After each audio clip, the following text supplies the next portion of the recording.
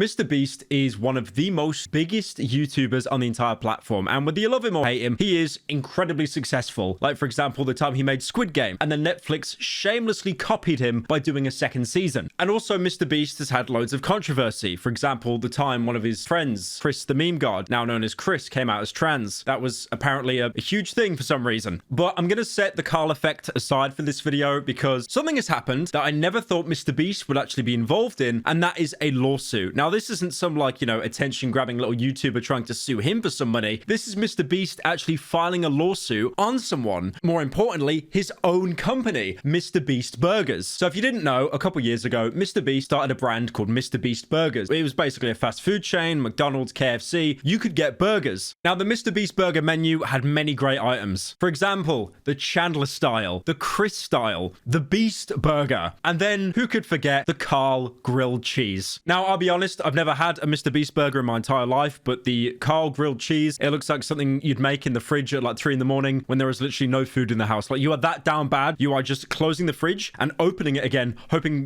magically that some food spawns in. Another thing to note about MrBeast Burgers is it essentially ran as a ghost kitchen model. Now, if you don't know what a ghost kitchen is, it is incredibly popular in America, and usually anything you get off like Uber Eats, it is from a ghost kitchen. Now, MrBeast Burger was a ghost kitchen, and its most simplest form, you know how you go to McDonald's and it's got the big M arches and you know it's a McDonald's? With MrBeast Burger, there never actually was an official MrBeast Burger restaurant. I think there was like maybe 1 or 2 pop-ups, but nothing really official. It wasn't anywhere near as widespread as McDonald's, because to buy buildings, renovate them, franchise them, it's incredibly expensive. That's where a ghost kitchen comes in. A ghost kitchen is basically a restaurant that already operated, but then MrBeast would go up to them and be like, hey, you wanna make burgers? You wanna make a Carl grilled cheese? So essentially that restaurant, which were usually family owned because it was cheaper to do so than an actual official franchise, they would make MrBeast burgers. And in return, they'd basically get some commission money. So it looked like a normal family-owned restaurant, but you could order MrBeast burgers from there. Now, to sue MrBeast burgers sounds quite weird. Firstly, because MrBeast is doing it.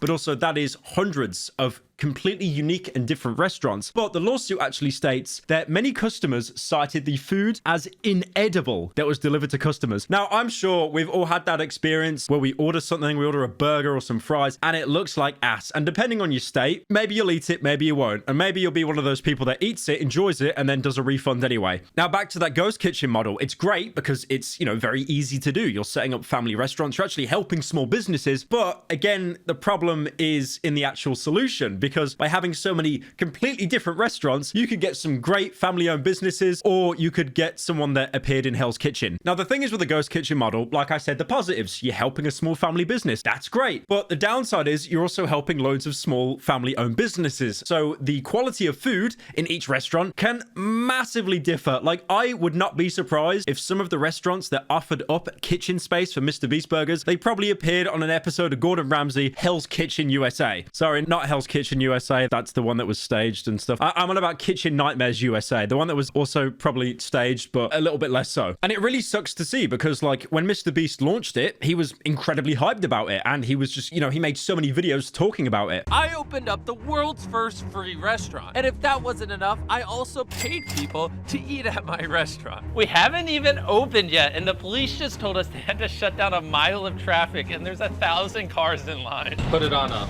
Yeah! But yeah, it basically seems that the food was so bad that it was delivered to some people that he's basically trying to just sue the entire company. Now, this is something that I kind of thought was going to happen for a little while, because I don't know if you noticed, MrBeast Burgers is just not talked about on the channel anymore. It is not promoted. If anything, it's been totally dethroned by Feastables, which was this chocolate brand that MrBeast has. You can even see it in some stores. One of my editors actually went into a local co-op and was basically jump scared by this huge cutout of MrBeast. But I think the reason why Feastables stayed is because he had much more quality control. I remember him saying in like numerous interviews and podcasts that he wanted to make the healthiest chocolate imaginable, or something kind of healthy. But then with a test audience, they didn't like it. Unfortunately, they like sweet stuff. They like sugar. We've all been there. Augustus Gloop, Willy Wonka and the Chocolate Factory. We try to stick onto a diet, but then we just want to eat something that is complete pure garbage. And then when our phones hear us talk about it, they'll probably show us 50 TikToks saying how it's slowly destroying our bodies. But someone on the 17th of July did actually directly ask MrBeast and said, is the MrBeast burgers done? done. I open a restaurant that pays you to eat at it. The video was deleted in late May, and the MrBeast Burgers account hasn't tweeted in a while. And then Jimmy went on to say, yeah, the problem with Beast Burger is I can't guarantee the quality of the order. When working with other restaurants, it's impossible to control it, sadly. And to be honest, I just enjoy Feastables 100 times more. Making snacking is awesome and something I'm way more passionate about. Oh, look at the little love heart emoji he did. Oh, he's so nice. What a nice little fella. Now, the funny thing is about this, a lot of people have actually been criticizing this for a while. Eddie Burback, another YouTuber who's really great, by the way, check out his stuff. He travels around America a lot, going to the same chain of restaurants. I cannot imagine what that would do to your psyche. He actually did an entire video looking into ghost kitchens. It wasn't like a hit piece on Mr. Breast or anything, but more just saying how the ghost kitchen model, it really is Russian roulette. Half the chambers are loaded, half aren't. You're either going to get a pretty good order from a company or something that's just complete slop, like Power Alive, but you made it this far in the video. Reading more into the lawsuit, customers have referred to the burgers as disgusting, revolting, and inedible. It is sad that MrBeast would put his name on this. MrBeast is being cancelled over burgers. They never had something so nasty. Inaccurate marketing. Orlando's worst burger. Big name, poor food. Now, I can kind of see why MrBeast is going down the route of a lawsuit, because honestly, there are so many celebrities and e-celebs that release products and they're just garbage. And the problem is, because they have the name of a celebrity that you look up to, or you're probably a fan of, you'll probably pay that markup. I mean, there are so many examples, not even related in the YouTuber space. For example, Jay-Z, he owns a champagne called Ace of Spades. I've had it before. It's like 250 quid a bottle, $300. It is no better than like a good $40, $50 bottle of champagne. There is no reason on earth for this markup. Another example would be 19 Crimes, which is a wine made by Snoop Dogg. And again, like that's nowhere near as expensive as Ace of Spades, by the way. It's actually really affordable, but they pump it full of like artificial sugars just to get a better flavor experience from it. But like, honestly, the making of that wine, it sucks. Another really funny example while sticking on alcohol is Trump vodka.